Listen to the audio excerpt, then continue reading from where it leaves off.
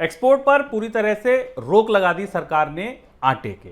गेहूं का कीमतें लगातार बढ़ रही थी। इसके बाद गुरुवार को केंद्रीय कैबिनेट की बैठक में आटा निर्यात पर पूरी तरह रोक लगाने का फैसला लिया गया है। देश में गेहूं निर्यात पर प्रतिबंध के बाद आटे के एक्सपोर्ट में बढ़ोतरी देखी जा रही थी, जिसको देखते हुए सरकार ने पहले आटे के निर्यात पे कई शर्तें लागू की, कई तरीके के नियम लगा दिए थे, लेकिन अब निर्यात पूरी तरह रोक दिया जब उससे भी काम नहीं चला। तो इस साल देश में गेहूं का उत्पादन कम होने की वजह से सप्लाई सीमित है, जिस वजह से गेहूं और इसके आटे की कीमतों में तेजी देखी जा रही है। बुधवार को दिल्ली में गेहूं का भाव 2527 रुपये प्रति कुंटल दर्ज किया गया। 2527 रुपये एक कुंटल का, यानी कि अब बात 25 रुपये किलो से भी ऊपर निकल गई है केवल आटे की। सर, भारत कितने आटे का एक्सपोर्ट करता था, ये चिंता क्यों उठी?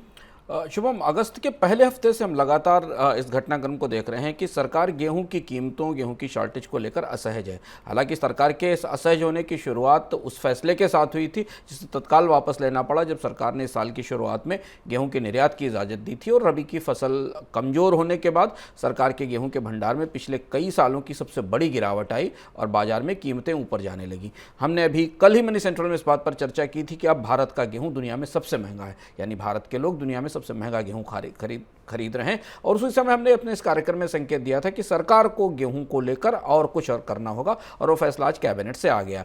पिछले साल के दौरान अप्रैल 2022 तक के आंकड़े जो हमारे पास हैं, उस हिसाब से सरकार ने फूड मिनिस्ट्री का आंकड़ा बताता है कि अप्रैल में केवल सरकार भारत से करीब 95,000 टन, करीब 1 लाख टन के आसपास के गेहूं का निर्यात हुआ है। और अगर आप अप्रैल में ये देखें तो ये 200% से ऊपर की बढ़ोतरी है पिछले साल की तुलना में, बल्कि आंकड़े 200 से 267% के हैं आटे के निर्यात की दृष्टि से।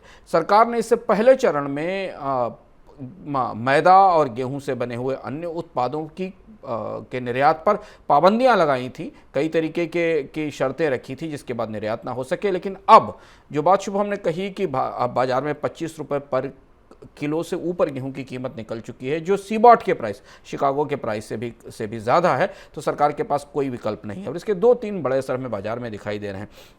इस बीच एक खबर हमारे पास और भी आई कि हरियाणा की मंडी से प्राइवेट कंपनियों ने 24,000 रुपये टन के हिसाब से गेहूं की खरीद की, यानी 24 रुपये पर किलो के हिसाब से खरीद की। और इसने बाजार में गेहूं की कीमतों का ट्रेंड और सेट किया है, उसे आगे बढ़ने की तरफ। अब आज सरकार का फैसला गेहूं आटे के निर्यात को पूरी तरह बंद करने का है, यानी बाजार में गेहूं की कीमतों में और महंगाई में का सेंटिमेंट बना रहेगा आने वाले समय में। सरकारें जितना भी कोशिश बाजार में उत्पादों की आपूर्ति को सीमित करने की करती हैं, बाजार की प्रतिक्रिया शुभम उसकी बिल्कुल उल्टी होती है। बाजार में कीमतें उतनी ही ज़्यादा बढ़ती हैं और वो संकेत हमें अब बाजार से मिल रहे हैं।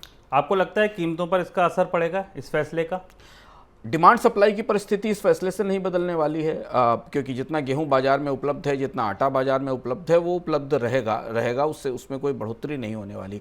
सरकार की ये कोशिश आटे को बाहर जाने से रोकने के कारण आटे की कीमतों पर थोड़ा बहुत दबाव बना सकती है, लेकिन जो अंतर्धारणा महंगाई से ज़्यादा महंगाई का नाम बुरा, महंगाई से ज़्यादा महंगाई की संभावना बुरी, और गेहूँ की कीमतों में महंगाई की जो धारणा बनी हुई, जो महंगाई बढ़ने की संभावना बनी हुई, जो इस साल रबी की फसल के साथ शुरू हुई थी, उसे अगले साल तक कम होने की गुंजाइश हमें नहीं दिखाई देती।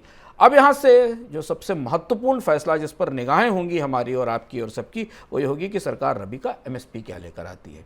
रबी की फसल के लिए गेहूं की क्या कीमत तय की जाती है, क्योंकि इस साल तो गेहूं की कीमत भारतीय बाजार में रिकॉर्ड स्तर पर है, और इसके बाद सरकार क्या कीमत तय करती, इसके आधार पर अगले साल गेहूं की बुवाई और गेहूं के बाजार में मांग, आपूर्ति और कीमतों की प्रक्रिया और उसका परिदृश्य हमें दिखाई देगा।